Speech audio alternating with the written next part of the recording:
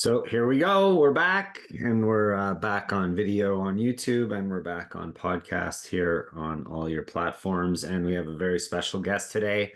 Of course, as you heard in the intro, or if you didn't on video, we have you.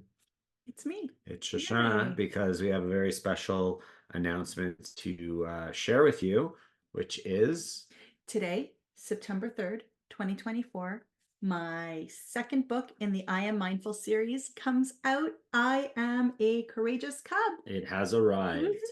Woohoo! It's so pretty. And I mean, if you're over here on YouTube, you could see definitely series books. Same amazing illustrator, Lori Joy Smith. It's been wonderful working with her. She makes my words come alive. She makes those pictures really imaginative and fun, which is great. But overall, the feedback that we got from I Am a Peaceful Goldfish and how it has helped children, and the funniest emails and sometimes the best ones are the messages and emails that say, I bought this book for my child so that they can be calmer, so that they won't have so many tantrums, but I feel so calm afterwards. So I'm excited to hear what people have to say about I Am a Courageous Cub. So why did you go for this one? What's the reason that you wrote a second one?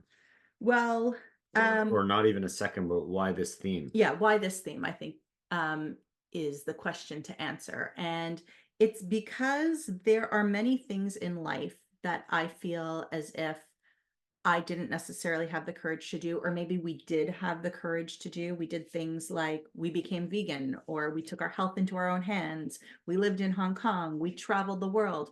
A lot of things that we did and we had the courage to do, but a lot of people seem to not have the courage to do. And, I left teaching to work in the business full time. And there's been things where I've really had to sit on it and find tools to allow me to do that. It's not something that necessarily came easy. And I want young children, of course, I was a kindergarten teacher for 15 years, phys ed and French in there too. But I was a kindergarten teacher for so many years, elementary school teacher, and I want to give students and children the tools to be brave. So whether it's go down the slide, or whether it is to try out for a team they're not sure they're going to make, or whether it's to take a course that's outside of their comfort zone, or talk to a friendly stranger, like somebody who their parents are introducing them to, and be brave and talk to that adult stranger. I want them to be able to have tools to go ahead and do that.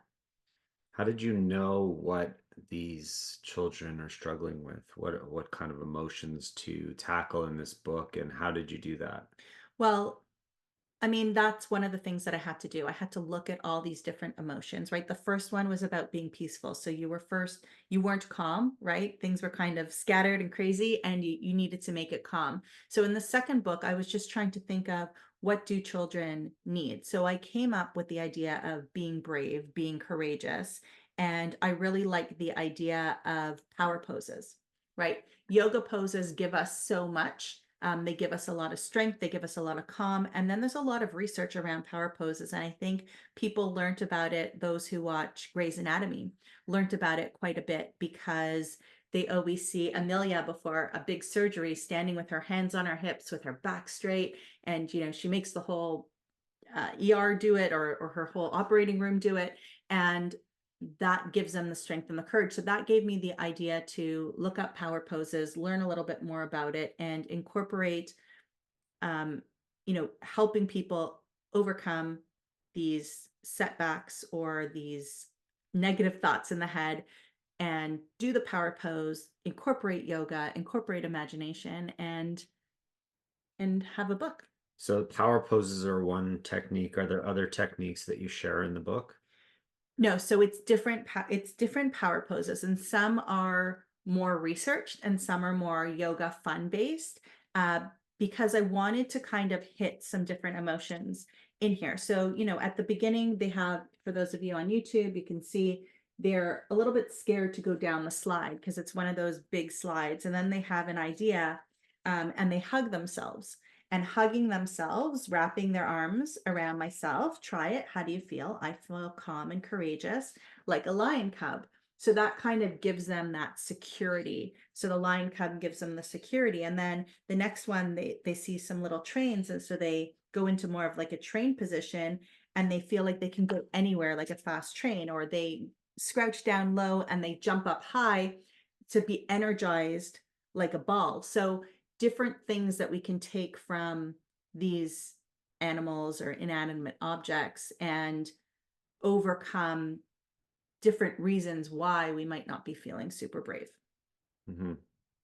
Cool. Yeah. So a lot of interesting poses. And so who's this for? Because that, I mean, going down a slide, it's not really an adult thing, right? So what age group did this target? So publishers are saying it's targeting 3 to 7.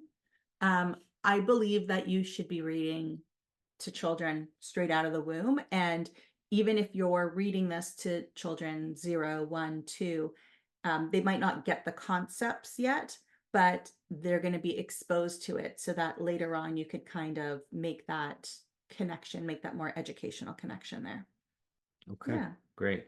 So I'm looking at the book as you flip through, and I noticed that the characters are pretty similar to the ones in the first book. Yeah. And I guess that's because Laurie Joyce Smith was your artist and she did both books. But can you tell us a little bit about the characters and how you chose them, if you chose them, and how they came to be? So the first time we had a boy who was the older one and a girl who was a younger one. The boy was brown and the girl had orange hair. So we're trying to create a series that has characters where most kids will be able to recognize somebody that looks like them throughout. So those are the main characters in the first book. And in the second Show book, that cover oh, for our here, YouTube friends. here's our cover, right? Right. So super cute. But then when you open up in that first book, I don't know if you remember, but there's all different spaces, all different hairs, all different colors, all different everything. When you open up in that front cover. So in this book, we did it a little bit different. We also have 2 characters, different colored skin, different age, different genders, dressed differently. We had the poses with the little bears in that inside, with the little cubs, sorry, lion cubs in that inside cover. But they're in a park in this one. So in the park, there's all different kids all around of various backgrounds. And what I like in the pictures is that you could see that on some pages, there's students or kids in the background playing, but they're kind of copying the poses that the main characters are doing too. So it's kind of this ripple effect of when you do things, even if you're not actually formally teaching somebody else, other people around you are learning and being exposed. And the fun character in the I'm a Peaceful Goldfish was a little cat that was doing all the little activities with them. And right, even hanging in the tree and all of that. This time they've got a little froggy. I got a little froggy with them, and the froggy's a little bit cheeky, and he's a lot of fun as So well. the first one's a goldfish, the second one's a cub, but the first one has a cat following them, and the second one has a frog following them. Yeah. So in the I Am Mindful series that you're building, I guess you're going to have 2 characters, an animal, and then another animal following them as they go. Is that the plan? Or did that just kind of happen? I guess so. I think, well, we did try to keep consistency. We did want it to be really familiar so that if you pick it up, you would know that it's a sister book or a brother book. But yeah, that's the idea. The idea is not to get too confusing with too many characters Right. or name the characters or anything like that. Keep it nice and simple, but have a fun, playful imagination, many imagination components to it to keep kids interested in it and coming back and finding something new every time. Of course, and I know you wrote this book and it's a tough question to answer, but do you have a favorite pose or a favorite page that you put together in this book? Well, so in Goldfish, it was super easy. It was the dragon page. I love the breathing fire. This page is this book is a little bit harder to find my favorite, but I do really love the Speedy Sure dragonflies. So they are super cute. Another dragon Right. theme. Another, I guess so. Another, I'm gonna have to meditate on that and see if Your my next book's going to spirit be about a animal, dragon. if my spirit animal is a dragon. But I also love the shooting stars. And Mm, the shooting stars, the reason why I like that is um, it is a partner pose. So they need to work together to make that pose work. Of course, you could be a shooting star on your own, but the way that it was done, it was let's join hands and let's do it together. And I think that goes with the theme of to be brave, to be courageous, to do things. You don't need to do it on your own. You could ask for help. You could have partners in that. And you're never alone in the emotions that you're feeling because there's always somebody else in the world that many people in the world that are feeling the way that you feel. And it's okay to do that, but we need the tools to overcome that adversity and move on. right. Okay, so before you tell us where people could get their copy, why don't you tell us a little bit about how you're promoting this book and what you're doing through media to do that? Sure. So we are doing a lot on Instagram. There's a lot of really mindful yoga type accounts out there that have done reviews. We have the Kirkus review that came in. It's always scary to see what he's going to say, but it was wonderful and great there. Of course, I'm going to be doing classroom visits again along with this, so that could be that could be virtual or that could be in person. And um, yeah, I'm just really encouraging people to support local also. Support your local bookstore. I'm going to be going into some local bookstores around the Toronto area, Montreal. I'll be in Salt Lake City. So if you're in the Toronto area, check out my Instagram or check out Indigo because you could see where I'm going to be doing book signings. I'll be the weekend of the September 20th. I'll be in Salt Lake City at oh, I should know what it's called, but King's something. And then I'll be in Montreal October 5th, signing books there at the Indigo as well. And if people want you to come to their schools or come to their cities, is that possible? It's possible. We need to see what scheduling looks like. Virtual, definitely. And then if especially if it overlaps with some traveling that I'm already doing along with a CS. So if you email us at info@planttrainers.com or go to shoshanachaim.com, you can go to the like connect with me page and send me an email and we will work that out. And how do people get a copy of I Am a Courageous Cub? Well, you should definitely go support your local bookstore. You could order it online on Amazon or even Walmart, Target, all those areas. And if you do want a signed copy, you can email us again at info@planttrainers.com. I will give you the price, including Book. the book and the shipping for where you're at.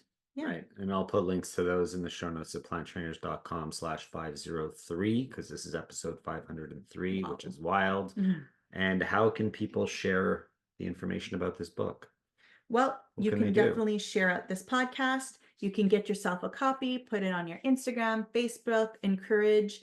I mean, I encourage everybody to get a copy. It's great to just pull out of your own bookshelf, but eventually you'll know a baby that's born or a 1, 2, 3-year-old birthday party or have a teacher, elementary school teacher in your life that could appreciate it. So yeah, I appreciate everyone's support out there. Cool. And what message would you like to leave our listeners with that they can learn from this book that as adults they should know? So I think that we need to be courageous. We need to be brave for a couple of reasons. Number one, we need to show and model that behavior for our younger generations.